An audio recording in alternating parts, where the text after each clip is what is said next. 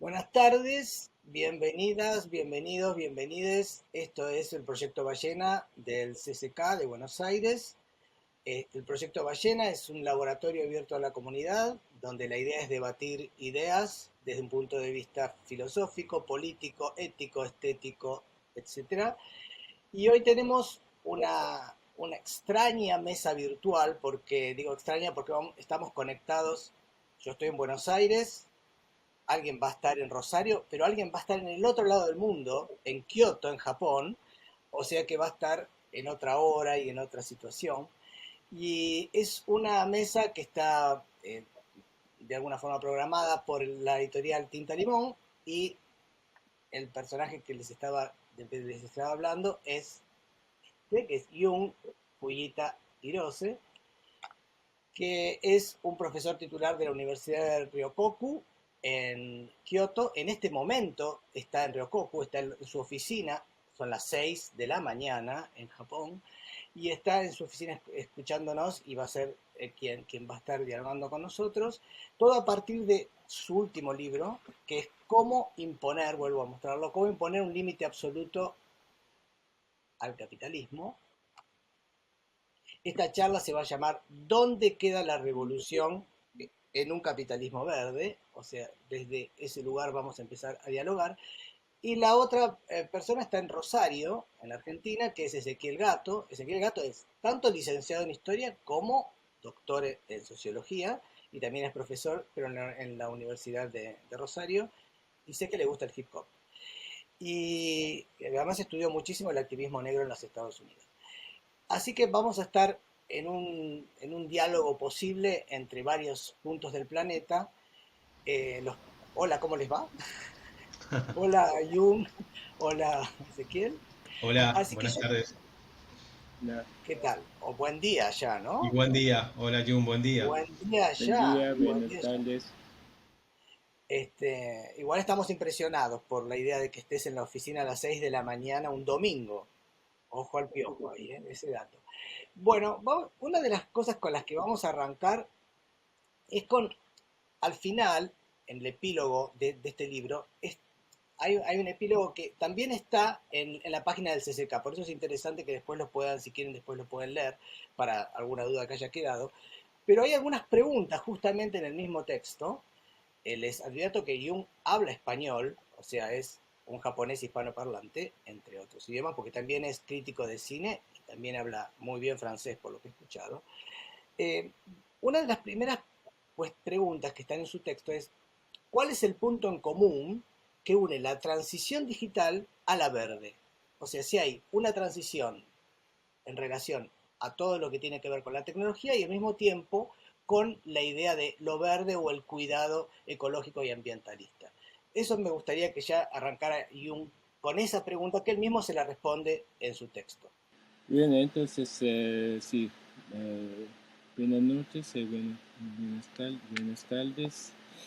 Y sí, el punto común de la transición verde y transición digital sería su materia prima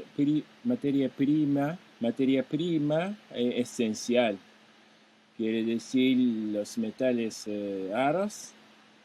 Esto es un punto común fundamental para mí. Y de hecho, sobre todo durante la pandemia del COVID-19, sí, hay muchos gobiernos del mundo están hablando con la expresión de la transición digital y verde. Me, entonces, no es yo que pongo las dos cosas en mismo saqueto, pero es los gobiernos del mundo que ponen que ponen las dos cosas en la misma paquete. Es a partir de esta idea de la materia prima común, creo.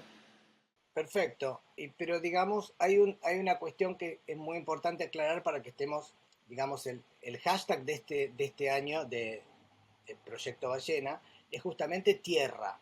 Por eso estábamos hablando en relación a los temas que connotan la palabra tierra, desde el planeta hasta el mismo barro, digamos, y hasta la idea de territorio también, ¿no? Y lo que me parece, hay otra pregunta que vos haces en ese texto, que es ¿por qué China? Porque, digamos, abrir una transición desde esa energía basada en el petróleo y la hegemonía de Estados Unidos hacia una hegemonía que más bien va a ir hacia China y que se va a relacionar con esos llamados metales raros. Uno de ellos es el litio, que nuestro país está seduciendo de algún modo a muchos países del mundo más explotadores que el nuestro para obtener el litio. El litio es lo que facilita que cosas como esta funcionen, ¿no? Por eso el litio también es muy deseado, porque el celular que cada uno tiene en su casa y en su bolsillo depende de ese litio, ¿no? Eso es importante. Pero es importante ese paso, y que de alguna manera vos dijiste que el COVID-19 y toda la pandemia que se produjo a partir de eso produce una apertura, una especie de destrucción creativa hacia eso, ¿no? Contá un poco cómo esa transición, petróleo, Estados Unidos, litio y metales raros y China, se produce gracias a que ha aparecido esa pandemia y cómo se pusieron de acuerdo los países capitalistas para decir, ok, esa transición se dará. Sí, es un poco, no sé por qué exactamente, pero es verdad que en la historia moderna, sí, es siempre la materia paradigmática y la hegemonía mundial de la economía es un poco pareja. Quiere decir que, por ejemplo, Inglaterra y carbón, y Estados Unidos y petróleo. Y ahora China y metales raros. Esto es un poco lo que esta es un poco mi visión histórica de la transición o de la invención de la evolución industrial o la destrucción creativa. ¿Y por qué China? No sé por qué, pero en todo caso, de hecho, la China ya tiene una dominación casi total de los mercados de metales raros. Es un hecho. Entonces, sí, hay una transición de manera seria, transición verde y digital. Necesariamente es la China que domina todo el mercado de que conciernen esta transición. Esto es un poco mi visión global. ¿Vos, Ezequiel, querrías agregar algo a esto? Sí, una pequeña cuestión respecto al hecho de estar en la transición, digamos. Em, Porque yo creo que hay una orientación que a lo mejor la pandemia y las consecuencias y las conclusiones reforzó, que es la de ir hacia esa transición verde y digital, incluso generando un consenso, digamos, en las élites globales, pero me parece que también hay resistencias fuertes resistencias a esa transición en las propias élites.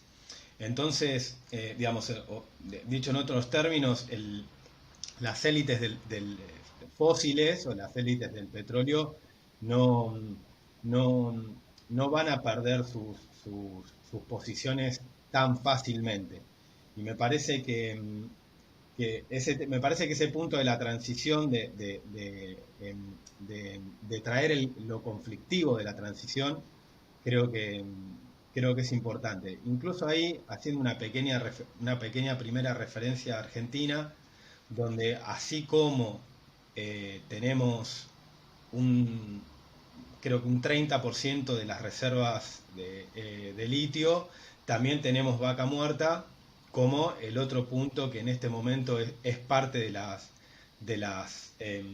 proyectos de país, de la configuración de la matriz productiva. Entonces, es interesante ver ahí, creo, cómo nosotros mismos somos un escenario de, digamos, de no resolución todavía de esa cuestión, de una transición que, que parece que va a ser conflictiva.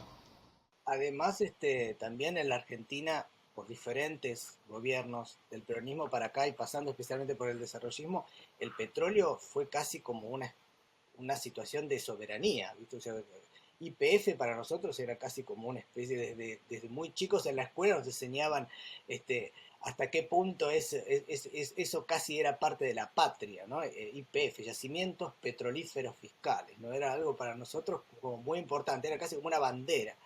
Pero también es importante, aunque los movimientos recién se están armando y por ahí no tienen la seriedad que otros movimientos sociales y que incluso el feminismo, los movimientos ambientalistas en Argentina, las últimas manifestaciones que se hicieron en el Congreso acá en Capital, tuvieron que ver con esta insinuación de un acuerdo con China, ¿no? De un acuerdo de la Argentina con China por 6 años para una especie de sobreexplotación y sobreproducción, entre comillas, sobrecrianza, no sé si es la palabra, de cerdos en nuestro territorio, ¿no? O sea que eso implicaría, entre otras cosas, es que hay que gastar muchísima agua potable porque hay que criar a estos animales, incluso va a haber más emisiones de gases, va a haber deforestación, etcétera. Entonces, muchos movimientos ambientalistas ya incluso están utilizando casi como un fetiche icónico al cerdo. O sea, ya es como que se está haciendo algo como una especie de ícono para las manifestaciones. O sea que nosotros de algún modo esa hegemonía china ya la estamos sintiendo incluso hasta ese punto, ¿no? Que ya hay un acuerdo, que este gobierno está intentando salir de toda esta crisis que pasamos económica por culpa del COVID-19. Entre otras cosas, se habla de que eso, vamos a hacer, a fabricar cerdos para China, digamos, desde algún lugar, ¿no? O sea que estamos en un lugar donde nosotros también estamos enfrentados a esa situación del petróleo hacia esos cerdos también, ¿no? Que van a irse todos para China, son todos para China. Entonces es interesante verlo, digo, porque esto es una cosa que está resonando, ¿no? O sea, no sé si Ezequiel o Jung quiere agregar algo a esto, si no vamos a otro tema. Sí, es verdad que hay una disparación, diferencia un poco cualitativa entre digital y celdo, ¿no? Como materia. Pero yo creo que en el caso del celdo, yo creo que sería, sí, sí. Hay una otra cosa, desde muchos años, es que el capitalismo no gana mucho dinero a través de las innovaciones, pequeñas innovaciones. Quiere decir que las innovaciones pierden siempre como ya, rendimiento. Quiere decir que mucho costa, mucho cuesta, pero no hay mucha ganancia a partir de las innovaciones. Esto es el problema que tiene el capitalismo desde a finales de los años 60, yo creo. El celdo es un poco, está inscrito en este contexto. Quiere decir que sí, porque ya, yo creo que ya los chinos en China comen una, una cantidad suficiente de cerdo, pero el gobierno chino quiere hacer comer cerdo más que, más que lo necesario. No solo a los chinos, pero a todas las personas del mundo. Es sobre todo con mercado técnicas un poco bastante agresivas para hacer comer siempre más de cerdo. Esta es un poco idea para salvar un poco el movimiento de valorización del capital. Es una otra cosa, pero esto yo creo que Sí, sí, sí. sí, es un punto importante. Yo agregaría algo Ezequiel, más ahí, sí, sí. Em, Respecto al acuerdo porcino en Argentina, que es como se conoce este convenio de producción, de multiplicación de la producción de cerdos para consumo, sobre todo chino, que remite un poco a un libro que sacamos hace un par de meses en tinta limón, que no sé si lo tengo por aquí, creo que no, pero no importa, que es el de Modo de Vida Imperial, el libro de Ulrich Brandt. ¿Por qué lo traigo? Porque en ese libro una idea, digamos, que es la idea de externalización como la operación por la cual los países centrales y con mayor capacidad de consumo negocian con el resto de los países la producción de esos objetos de consumo y a cambio o como resultado de esa operación los problemas, los desastres ambientales, las agresiones al ambiente y a la vida en general quedan del lado de aquellos que producen esos bienes de consumo. Me parece que el acuerdo porcino, eh, desde este punto de vista, es claramente una operación de externalización, que tiene mucho que ver también con el crecimiento como decía Jung, del consumo chino, de la clase media china que, que multiplica por millones anualmente su cantidad de población. eh, y, y que hace y la pandemia, ¿no? Como otro fenómeno que también deja, digamos, expone que el modelo agroalimentario mundial es un modelo muy poco sustentable, muy peligroso en términos de zoonosis y de nuevas pandemias, y que bueno, una de las políticas, una de las resoluciones a esas evidencias parece ser llevar lo más lejos que se pueda los feedlots, de forma tal, bueno, de esto, de externalizar los riesgos que conlleva la producción en feedlot, o la industrialización o la tecnificación de la producción de alimentos de base animal. Entonces me parece que ahí también, de nuevo, Argentina es un lugar muy paradigmático en relación a lo porcino, y también podríamos avanzar un poco más y decir que en el modelo agroalimentario, ¿no? Argentina tiene un papel muy importante, y creo que estamos en un momento donde, como vos decías, Pablo, antes, que traías el petróleo también como una figura de lo nacional, un ícono de lo nacional y de la soberanía. Otro gran ícono, obviamente, es el campo y su capacidad exportadora. Y bueno, y acá de nuevo confluyen en este acuerdo, confluyen también esas tensiones entre un campo que exporta y que se piensa a sí mismo como una fuerza prácticamente única, eh, y por otro lado esta serie de problemas que no dejan de sucederse y que todo indica que van a seguir sucediéndose. Entonces, creo que en el acuerdo porcino dejada de lado la cuestión de la restricción externa y el problema de los dólares, que también está, digamos, que sería otro nivel de la discusión, pero me parece que se condensan todos estos problemas y multiplicado por pandemia. sí, sí, lo que pasa es que fui hacia el tema de los cerdos porque es algo que, digamos, se puso como un tema en donde convergieron todas las problemáticas ambientalistas. Porque hasta entonces, cuando uno iba a las provincias, el tema era el neoextractivismo. O sea, porque uno va a Catamarca y a determinadas ciudades de Catamarca y pueblos de Catamarca, por ejemplo, digo porque es donde conozco, y es no a la mina, digamos, o sea, los movimientos que son más locales luchan contra la minería local. En cambio, lo que sucedió es que, de alguna forma, quizás porque sea más apropiado para capital o porque este es un país que de federalista no tiene tanto, se ha tomado incluso hasta la naricita del cerdo como un icono. O sea, ya se volvió como una especie de icono, entonces por eso quería como ir hacia ahí.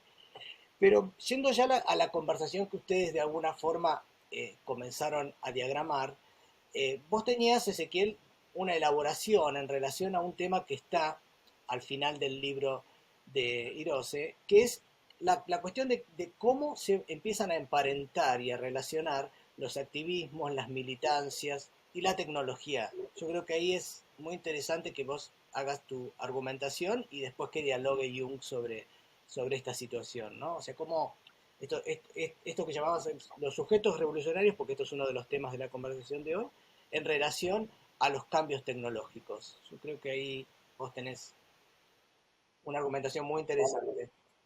Dale.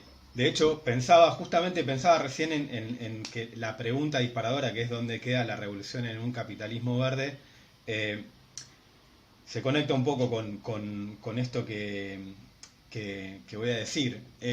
Básicamente, un poco me puso a pensar en esta idea en relación al epílogo del libro, de tu libro, Jung.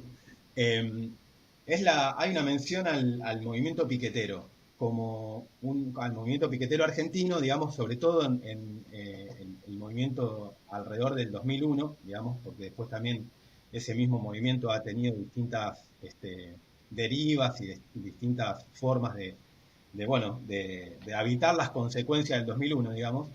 Eh, pero había una referencia al movimiento y eso se conectó con algo que hace un tiempo que vengo pensando, quizás es una especie de nota marginal o de balance marginal del 2001, ¿no? Que también se cumplen 20 años dentro de poco y quizá por haber participado de eso de alguna manera también es como, lo tengo presente, digamos.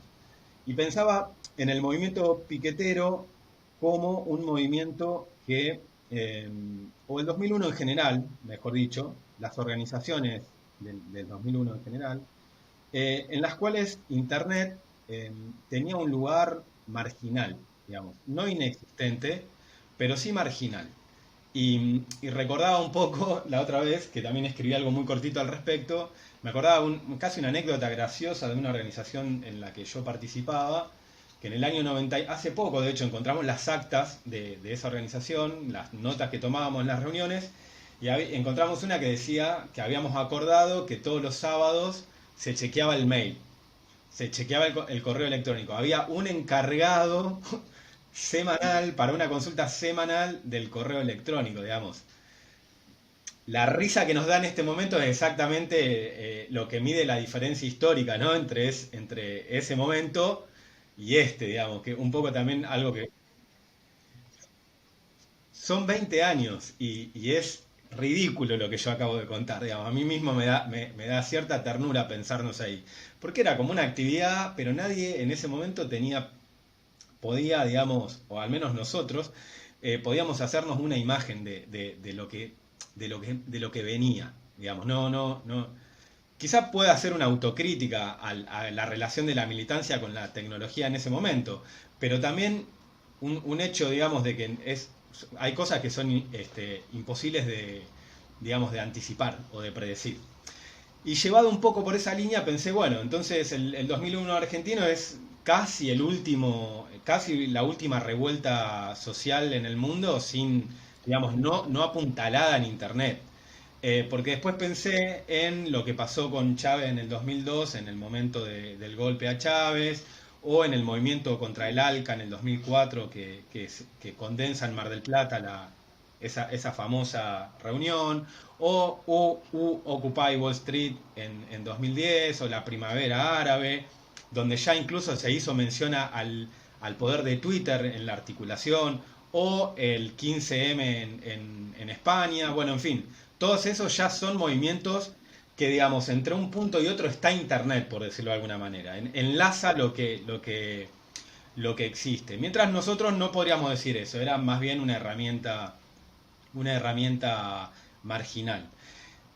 Llevado por eso, pensé un poco en esto bueno, entonces, qué hizo Internet no solo en la comunicación política, que ese es otro tema, digamos, durante mucho tiempo se pensó a Internet ya sea como un ágora democrático o, digamos, como el comunismo en acto, digamos, porque era la posibilidad de intercambiar libremente, o como una especie de prensa 4.0 de un partido, de una organización que si antes lo ponía en papel, ahora lo pone en digital, pero la estructura de comunicación sigue siendo la misma, solo que cambiaría el formato.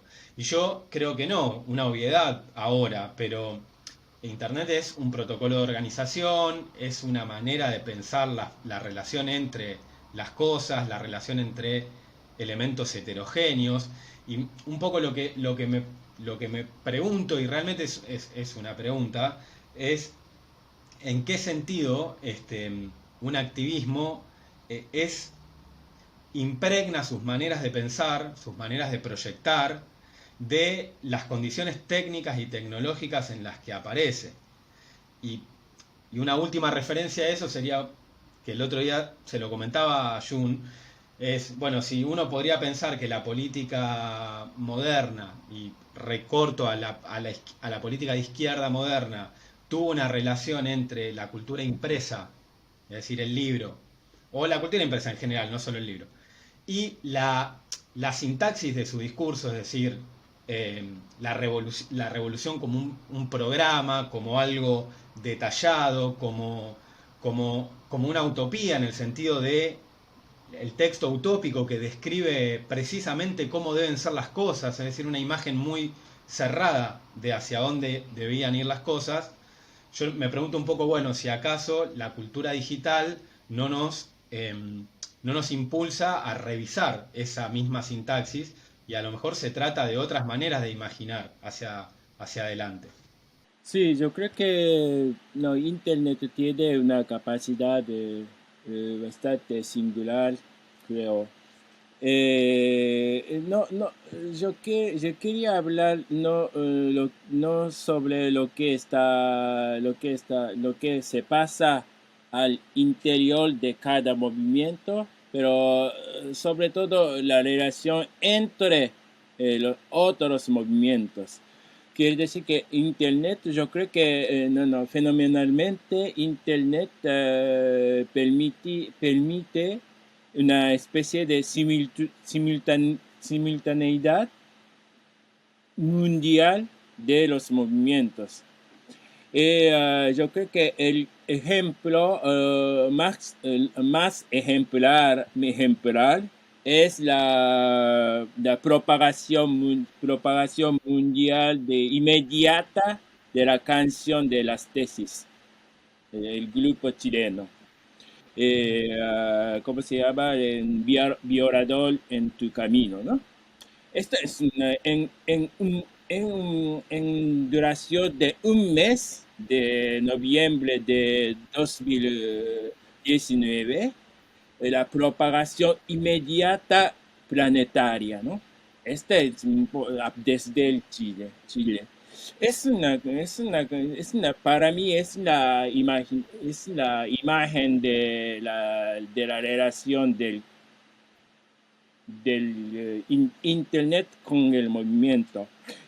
Rita Segado dice algo interesante. Rita Segado es la inspiradora de esta canción.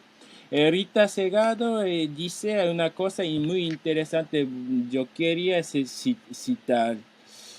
La canción no es una novedad desde el punto de vista de búsqueda del activismo en el pensamiento analítico, pero lo que sí es una novedad es la extraordinaria circulación planetaria de una lírica que condensa de forma poética ese pensamiento. Esto es lo que dice Rita Segado. Nos dice muchas cosas, ¿no?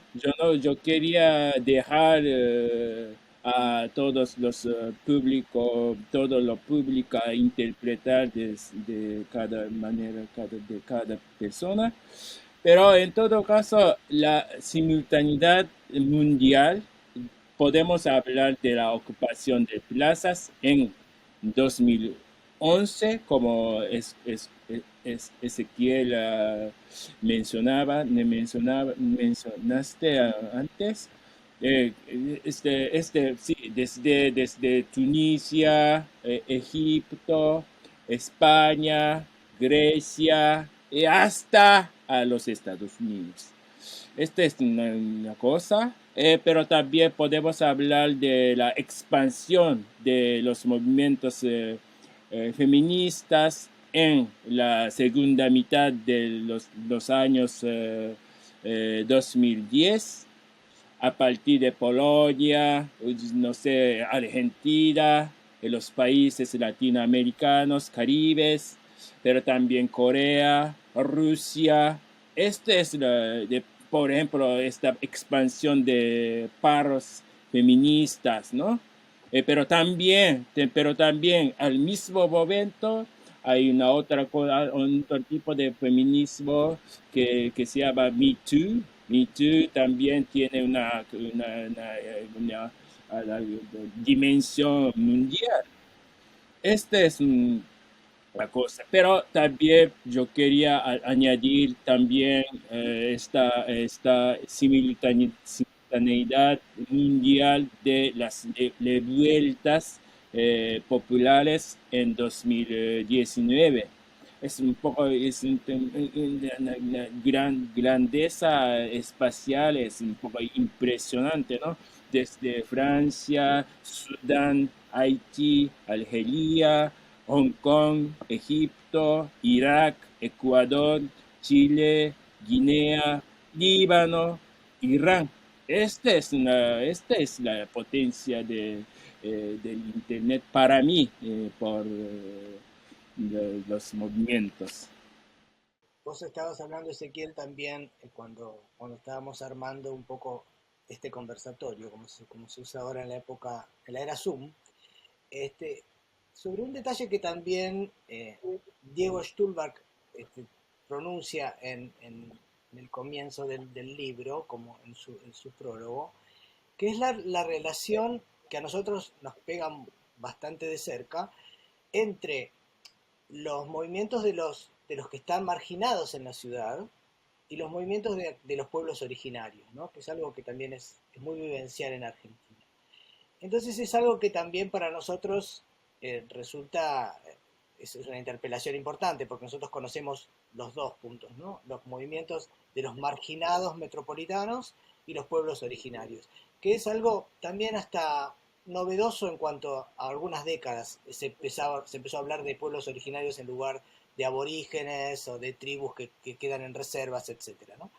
Entonces, vos también tenías, Ezequiel, una argumentación en relación a esto, que es un punto del final del libro de Hirose. Así, vamos hacia ese tema, ¿no? Como también dos sujetos posiblemente o potencialmente revolucionarios. Bien, sí. Bueno, eso es, creo que ahí retomaría, mencionaría que este eje del epílogo continúa y vuelve contemporáneo lo que Jung desarrolla a lo largo del libro, que es la pregunta por ese sujeto revolucionario en la filosofía política de Deleuze y Guattari en sus tres momentos de trabajo o de edición de un libro en realidad en conjunto, ¿no?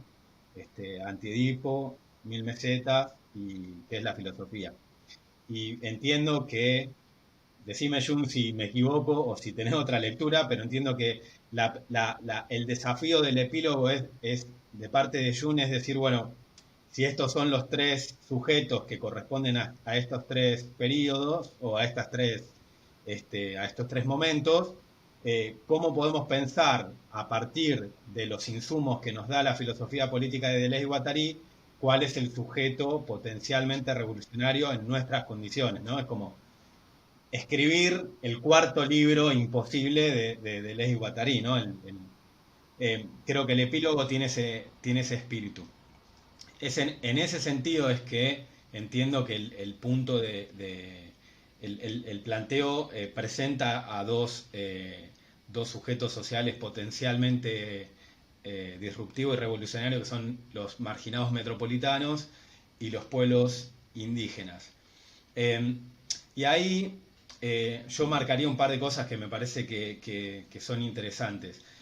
La primera es que hay una cosa también interesante, incluso que creo que de alguna manera vuelve sobre esto del movimiento piquetero que hablábamos antes, que es que estos marginados no son marginados y ya, digamos, sino que también, como indica Jun, son actores políticos que han logrado conseguir recursos, subsidios, formas de subsistencia, es decir, dinero para sobrevivir, de formas, a través de formas de organización política que ya no son simplemente marginados, sino que es la organización política de los marginados. Y en ese sentido me parece interesante el lugar que adquieren. Y por otro lado, los pueblos indígenas, que pareciera que no va tanto por ahí la cuestión, sino por la cuestión de los subsidios, sino por sus espacios vitales, digamos, el lugar donde viven, las tierras en las que viven, que hoy día son objeto de agresiones neoextractivistas de distinto tipo, y una serie de saberes y de cosmologías que uno podría como rápidamente ordenar bajo la idea de buen vivir, que podrían ser insumos para un relanzamiento de una política revolucionaria, asumidos los límites también de las secuencias anteriores, ¿no? Los problemas que hubo, las imposibilidades que se presentaron. Ahí hago un paréntesis recontra de coyuntura, no sé si vieron, pero ayer o antes de ayer, Aznar, el expresidente español y activo militante neoliberal de todas las organizaciones y redes globales de neoliberalismo que se le cruzan, denunció o, digamos, definió a los indigenismos como los nuevos comunismos. Y en tanto tales, una amenaza a España, ¿no? Una cosa increíble, digamos, un retrocolonialismo español que nunca creí que iba a haber, pero que hay que aceptar que está componiéndose. Y me acordé mucho de tu libro, Jun, porque en definitiva, cuando vos planteás que esta fuerza, este potencial revolucionario de los pueblos indígenas o de los pueblos originarios, pareciera que Aznar te responde que sí, que tenés razón, que efectivamente son una amenaza comunista, ¿no? Independientemente de lo que uno entienda por comunismo, la conclusión que saco es: estas nuevas derechas definen a los pueblos originarios abiertamente como una amenaza. Y ya sabemos lo que hacen las derechas con las amenazas. Digo, eso fue un punto, digamos, una disquisición, pero que me parece importante porque le da sustento a lo que estamos hablando. En relación a la aparición de estas dos figuras, a mí primero me interesaría, por un lado, como justamente ver digamos, cómo estas dos figuras han operado o permiten operar un retorno del racismo, diría yo, bajo nuevas formas y viejas formas, muy notable en la última década, diría yo. Es decir, cómo pensar esta relación entre marginados, pueblos indígenas y racismo que Aznar viene también a consolidar en su enunciado. Y la otra cuestión que a mí me parece interesante para pensar en relación a esto es cómo esas formas de organización política, ya sea de marginados metropolitanos como de pueblos originarios, dialoga o tiene lo que yo llamaría una política de la energía, más que una política energética, que suena, digamos, a proyecto estatal, y está muy bien, pero digo, una política de la energía en el sentido de de qué manera estos movimientos son capaces de conseguir, de producir energía, y esto lo digo en distintos niveles, digo, la energía en el sentido más estricto de cómo nos vinculamos con lo que nos permite seguir vivos, desde el alimento. Creo que en Argentina, por ejemplo, la agroecología y los movimientos que tienen de la soberanía alimentaria, a su modo, son una política de la energía, si es que asumimos que los alimentos son una forma de energía. Y también aparece toda esta discusión que aparece en el libro y que vos planteabas también, Pablo, de qué lugar tienen las comunidades en relación al litio, qué lugar tienen las comunidades en relación a los metales raros en general o a las tierras raras. Es decir, si van simplemente a hacer víctimas de eso, si van a lograr negociaciones con las corporaciones, si podemos pensar en una soberanía energética que tenga en los movimientos sociales un actor fundamental, es decir, capaz de gestionar esas cuestiones y no simplemente negociar regalías. Y para eso necesitamos, digamos, pensar, me parece, pensar articulaciones a gran escala entre movimientos, que quizá nos reenvía a la pregunta anterior de esto que Jun decía, a mí me interesa la relación entre los movimientos para pensar Internet, y también qué lugar tiene el Estado en esa asociación posible, en fin, como creo que el epílogo dispara bueno, muchas preguntas en relación a eso, de qué estaría hecha esa nueva potencia revolucionaria, ¿no? Sí, yo creo que Aznal tiene completamente razón para tener entrever la amenaza fuerte en lo que llama indigenismo, porque por ejemplo cuando pensamos a la elección de una mujer mapuche como presidenta de la Asamblea Constituyente chilena, antineoliberal, quiere decir anti, si para él, anti-Aznar, precisamente. Esta es muy interesante. Y es verdad que en la conclusión de mi libro yo hice una especie de prolongación de la filosofía política de Jules Guattari en el siglo XXI, diciendo, pensando a esta destrucción creativa con la destrucción de los capitales, viejos capitales ligados al régimen norteamericano de petrolero y la creación de nuevos capitales ligados al régimen chino y de metales raros. Y es verdad que entonces hay dos partes.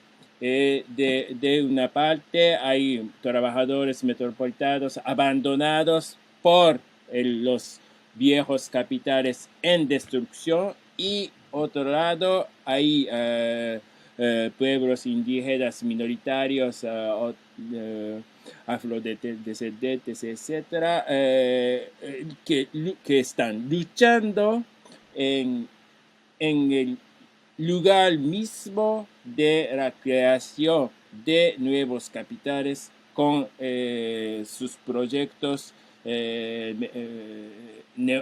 extractivistas, ¿no? Entonces, lo que sería muy revolucionaria esa la alianza entre las dos partes, ¿no? Esta es un poco mi idea. En todo caso, yo quería volver al caso chileno, Es verdad que en el caso chileno ya ahí está esta alianza, ¿no? Yo creo que está ahí esta alianza. Es precisamente eso lo que representa esta elección de una mujer mapuche, ¿no? Eh, y ¿qué permite a los chilenos de hacer en especie esta alianza extraordinaria entre los habitantes metropolitanos y los pueblos indígenas, ¿no? Este, yo creo que en el caso chileno, en particular, yo creo que yo puedo decir que hay una idea hay ¿cómo diría? Tendencia feminista. O en el término de Luis Guattari, yo puedo decir que es en devenir mujer.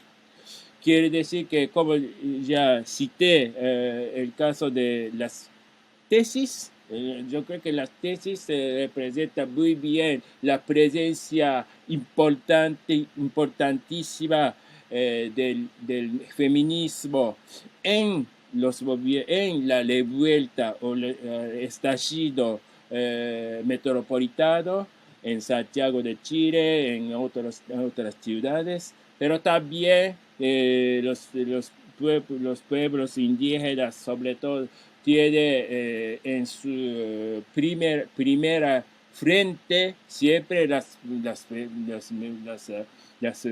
mujeres, ¿no? Entonces, las mujeres dicen, no solo en Chile, pero en Bolivia, en otros lugares del mundo, dicen siempre, ahora no se puede descolonizar sin despatriarcalizar.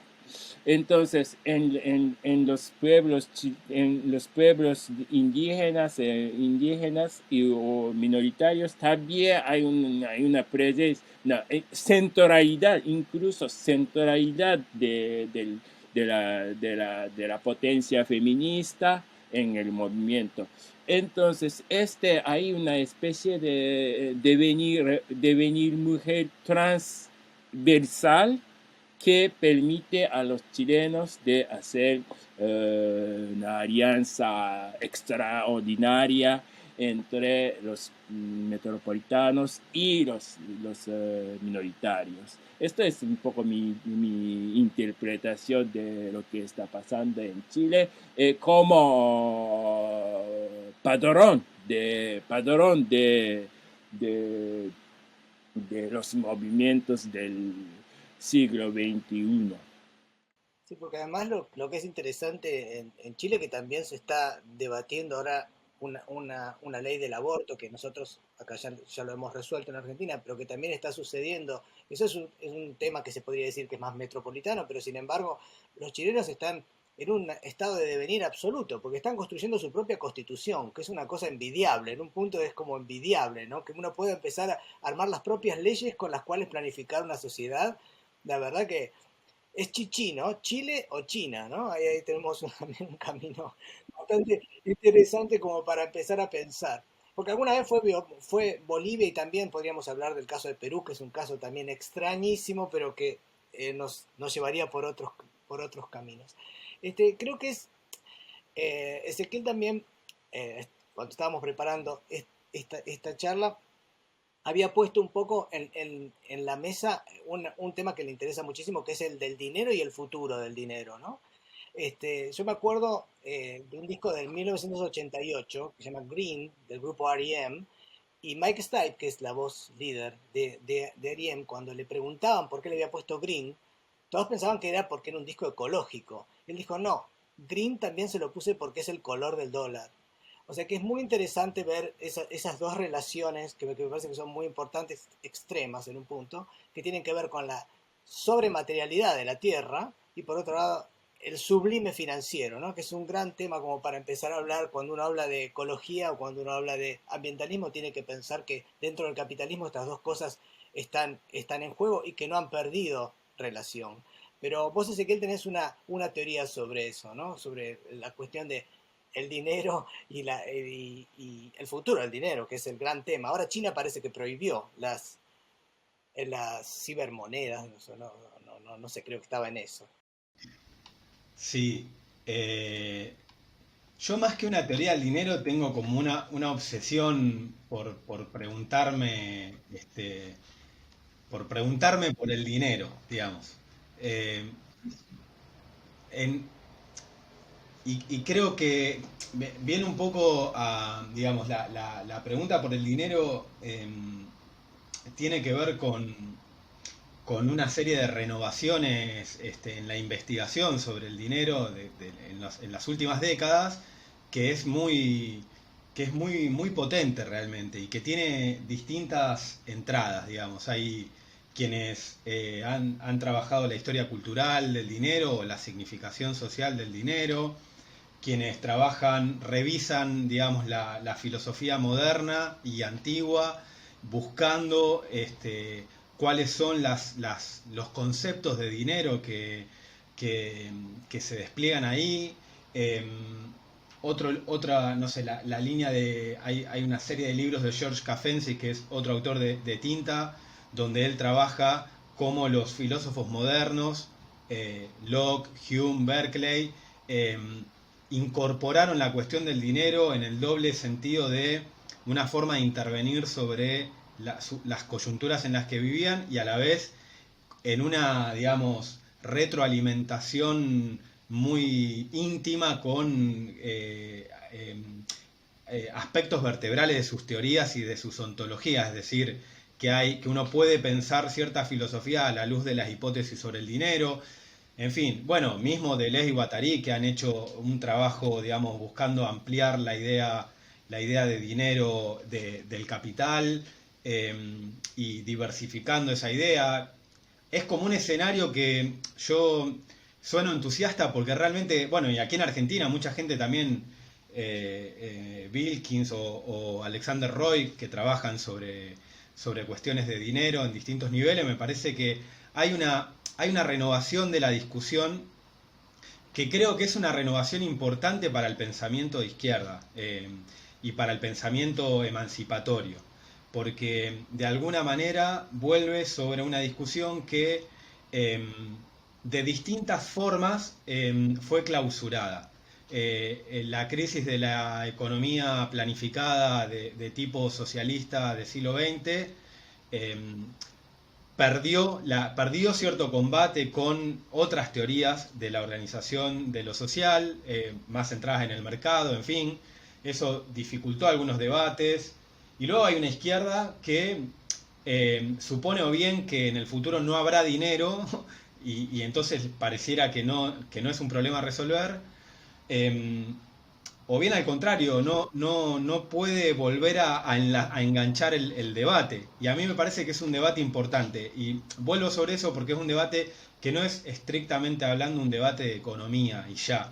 No es un debate de cantidades, es un debate sobre cómo ese objeto técnico y social tan particular llamado dinero o moneda y sus formas produce lo social, digamos. Entonces, con todo esto en la cabeza, cuando estaba leyendo el epílogo de Jung, me encontré con una frase que la voy a citar, este, que él plantea, dice, en la historia moderna, la hegemonía pasó de Portugal a España, a Holanda, de Portugal a España, de Portugal a España, perdón, de Holanda a Inglaterra y de Inglaterra a los Estados Unidos, al mismo tiempo que la materia central y estratégica de la organización económica pasó del oro a la plata, de la plata al viento, del viento al carbón, del carbón al petróleo. Cuando yo leí esa serie, digamos, me di cuenta que se podía subdividir en una serie que remite a la moneda o al dinero, el oro y la plata, y una serie que remite más bien a la producción, al transporte, a la circulación de cosas, que es el viento, el carbón, el petróleo. Y en ese esquema me preguntaba, bueno, si uno podía referir un momento digamos, de la energía a un tipo de moneda, ¿no? Si podíamos pensar eso. Y pensando en esto, hoy terminé de leer una cosa de un libro de David Graeber, un antropólogo que se dedica a economía, y que lo cito para luego avanzar un poquito más. En un momento dice, el estatus global del dólar se mantiene en gran parte por el hecho de que desde 1971 es la única divisa empleada para comprar y vender petróleo. Entonces, Graeber, eso después se podría revisar, pero ahora no importa. Graeber, digamos, arma esta articulación entre un tipo de energía y una moneda. Y mi pregunta, digamos, o mi idea actual es, bueno, si estamos hablando, como indica Jung en el epílogo, de este pasaje de los Estados Unidos petrodólares, del petróleo y el dólar, a la China de los metales raros, y ahí viene, ¿y qué? digamos, eh, esa es la pregunta que yo me vengo haciendo. Pareciera que las criptomonedas son una forma que de alguna manera remite a esta nueva matriz energética. Incluso desde un lugar absolutamente central que es que requieren de litio y metales raros para que los soportes en los cuales se producen las puedan producir. Es decir, hay una relación absolutamente intrínseca entre la criptomoneda y el litio, por resumir. Entonces, un poco pensando en eso, me preguntaba, bueno, cuál es el escenario en relación a esto? Y sobre todo, ¿qué podemos hacer nosotros, nosotros que, digamos, un nosotros en los cuales nos parece que la transición verde capitalista no es suficiente y no va a llevar muy lejos? ¿Qué podemos hacer con esta cuestión, con esta relación entre energía y dinero? Sí, sí, entiendo. Muy bien, es muy interesante lo que dijiste. De hecho, yo creo que dinero, esquemáticamente, esquemáticamente yo puedo decir que el dinero precapitalista es una especie de medio de imposición. Quiere decir que medio de imposición y territorialización. Tenemos que territorializar un espacio y imponer un impuesto, ¿no? Para recuperar impuestos. Este es el funcionamiento principal del dinero precapitalista. Entonces es un dinero para recuperar renta sin intervenir en la producción. Este es un dinero precapitalista como medio de imposición. Y el dinero capitalista es como Ezequiel dijiste un poco citando David Graeber. Es un dinero como deuda infinita, ¿no? Deuda infinita, no amortizable. Ya podemos decir que la moneda legal es un pagaré. Entonces, a partir de pagaré, todas las cosas son deuda, ¿no? A lo infinito. Esta deuda infinita, como ya, motiva la producción de manera. Entonces, el dinero capitalista como deuda infinita, como ya, activa la producción para recuperar la plusvalía. Entonces, dinero precapitalista, imposición, renta, y dinero capitalista, deuda, plusvalía o producción. Pero ¿qué está pasando con dinero digitalizado, dinero desestatalizado, dinero criptomoneda o con litio, etcétera? Yo creo que es un moneda, es un medio de depredación y territorialización otra vez. Quiere decir que cuando tú emites tu propio criptomoneda es siempre para territorializar el espacio, ¿no? Y para recuperar, para depredar entonces hay una ritual, ¿no? Hay una, ¿cómo se llama? Revuelta del régimen de renta, ¿no? Entonces, esto es un poco lo que me está viendo. Pero ¿qué es la depredación? ¿Qué es la depredación? ¿Qué es la depredación? Depredación de los valores. Pero valores, hay dos valores.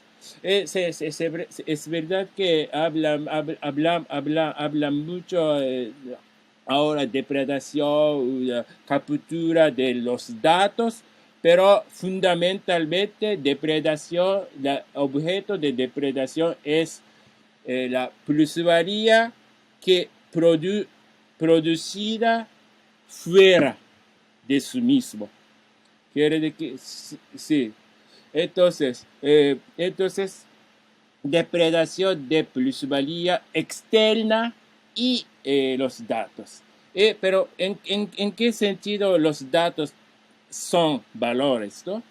Porque los datos, como, no sé, como historiales de compras, historiales de ventas, historiales de desplazamiento espaciales, de comunicaciones, de turismo, etcétera, todos los datos son valores en cuanto que posibilita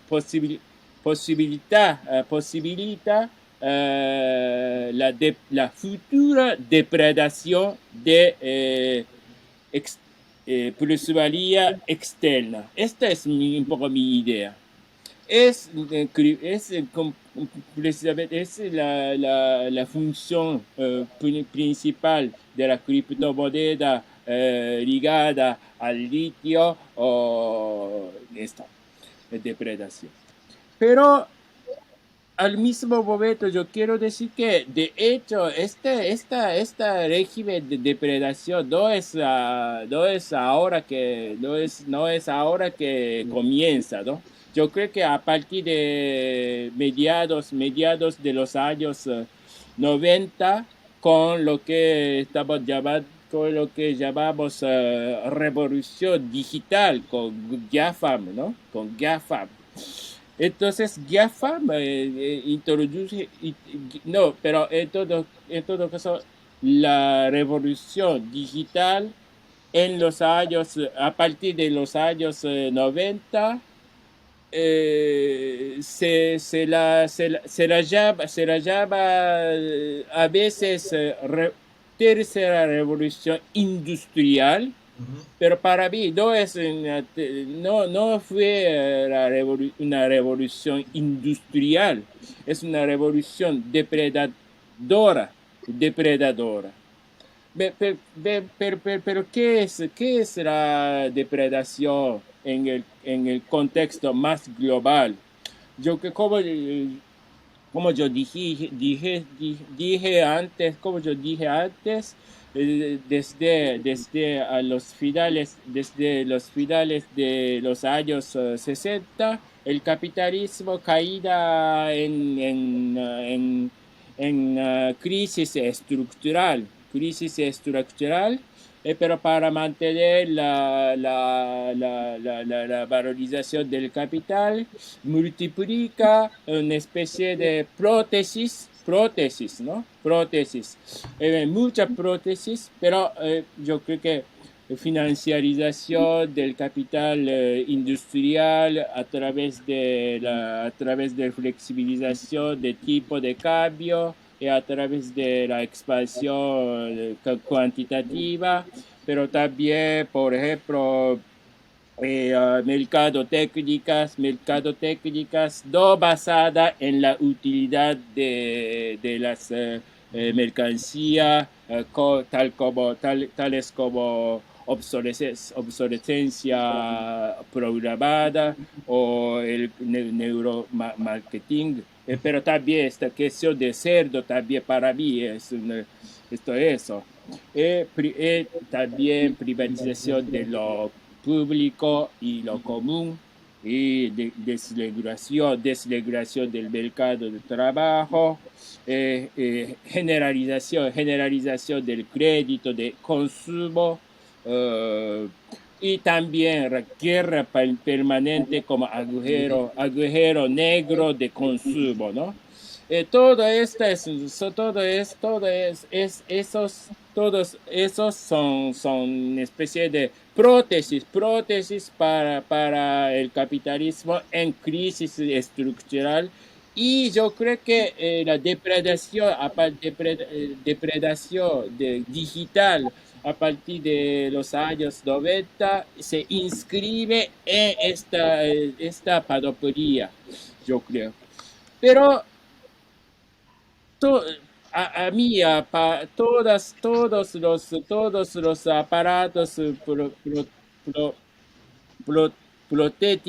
protéticos están llegando a su límite.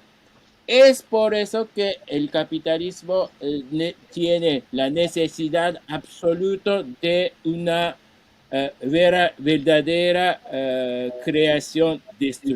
destrucción creativa. Esto es un poco mi idea.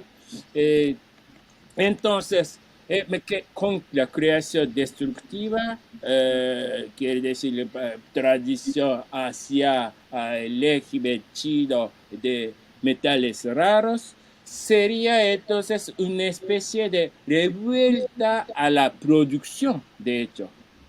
Entonces, tal vez que la moneda tendrá un otro cambio, pero esto no sé exactamente, pero sí, esto es un poco mi hipótesis que yo puedo decir hoy en este momento. Bien. Bueno, ya estamos llegando lamentablemente al final, pero digo, quería muy brevemente que cada uno diera una conclusión en relación a esto. Estuvimos pensando en, en todas las formas revolucionarias posibles de salir de un capitalismo verde. Pero al mismo tiempo, lo que empezamos a pensar es si es posible decir capitalismo verde, si no es un oxímoron entre la idea de acumulación infinita y la idea de recursos finitos, ¿no?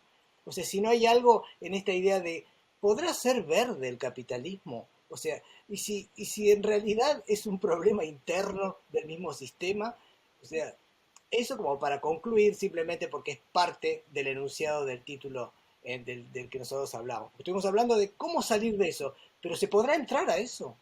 Yo creo que, como viene la mano, creo que la respuesta es sí y no al mismo tiempo, porque me parece que la clave ahí es más geopolítica, que es eminentemente geopolítica, creo yo, en el sentido de que, como decía al principio, eh, las externalizaciones no van a ceder. Eh, lo que vamos a ver en estos años es un desplazamiento más intensificado de esas externalizaciones a países y o subcontinentes que vamos a pagar el costo mayor de esa transición ecológica de los países centrales.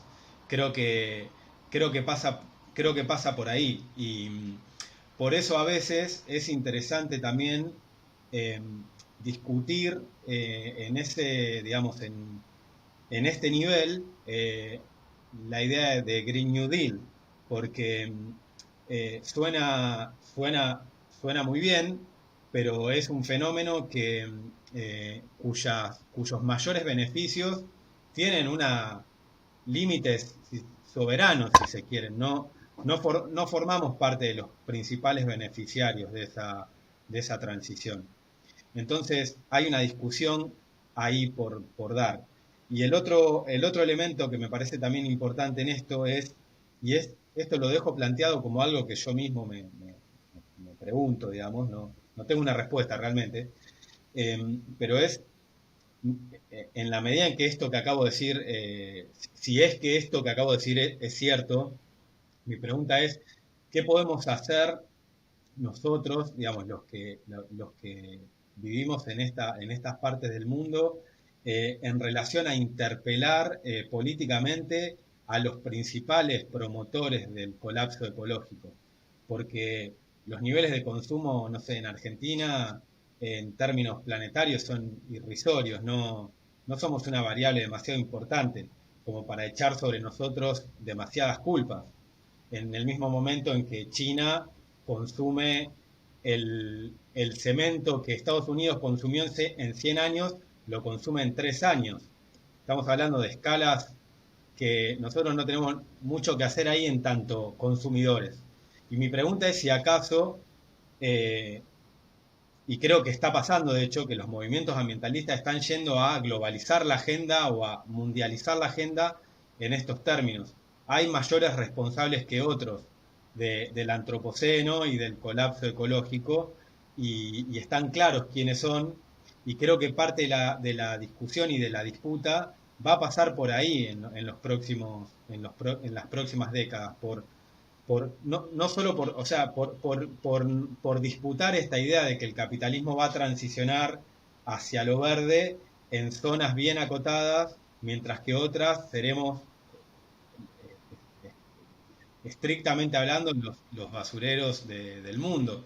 Creo que ahí hay en curso una discusión que quizá también, de nuevo, vuelve a vincular a estos sujetos potencialmente revolucionarios de los que habla Jung, también en una articulación global que le dé fuerza para esa discusión. Sí, viste que uno de los statements de los ambientalistas, por lo menos porteños, que son los que yo conozco, es no queremos ser el inodoro del mundo, ¿no? No queremos ser el inodoro del planeta, ¿no? O sea, digo, porque vamos a quedar afuera del, del New Green Deal, o Green New Deal, mejor dicho. Jung, Sí, entonces es verdad que el siglo XXI se está volviendo en especie de repetición verde del siglo XX petróleo. Este es un poco mi... Sí. Pero el siglo XX tenía como idea de progreso. Al contrario, el siglo XXI, con su repetición verde del siglo XX, tiene la idea de sostenibilidad. Sostenibilidad quiere decir que supervivencia, ¿no? Progreso y supervivencia. Esta es interesante. Es una cosa. Y yo quiero volver un poco a mi libro. Deleuze y Guattari defiende de una manera defiende el capitalismo como axiomática. Axiomática quiere decir un conjunto abierto de axiomas. ¿Qué es axioma? Axioma es una proposición independiente, mientras que el teorema es una proposición que depende de un axioma u de otro teorema. Entonces, yo creo que New Green Deal o los acuerdos verdes son precisamente axiomas que pueden coexistir con los otros axiomas que ignoran completamente la cuestión ambiental. Esto podemos observar incluso en la propia transición digital y verde. Como dice, sí, de un lado, descarbonización, bien, pero con extractivismo del litio. Este es el completo. Esto es la propiedad de la axiomática. Entonces, tenemos que atacar esta axiomática directamente, más allá de reivindicar los axiomas verdes, ¿no? Esto es seguro. Yo puedo citar un otro ejemplo para explicar la axiomática. Por ejemplo, en Japón, hace un mes, hay los Juegos Olímpicos. Pero al mismo tiempo el gobierno japonés tenía todas las medidas sanitarias. ¿Cómo? Esta coexistencia completa de dos axiomáticas y además tenemos una central nuclear que emite siempre radioactividad. Entonces es la capitalismo coaxiomática. Entonces, ¿cómo imponer un límite absoluto al capitalismo? Quiere decir cómo imponer límite absoluto a la axiomática capitalista. Bueno, por supuesto quedan muchísimas preguntas, quedan muchísimos debates que seguirán fuera de este. Y agradezco mucho a Ezequiel desde Rosario y muchas gracias Yun desde Kioto. Y bueno, vamos cerrando lo que es esta charla, continúan y acuérdense que el epílogo del libro de Yun pueden leerlo en la página del CCK. Bueno, muchísimas gracias, buenos días y buenas noches. Gracias. Gracias, Hasta luego. gracias Muchísimas Jun, Chao, gracias chao. Pablo.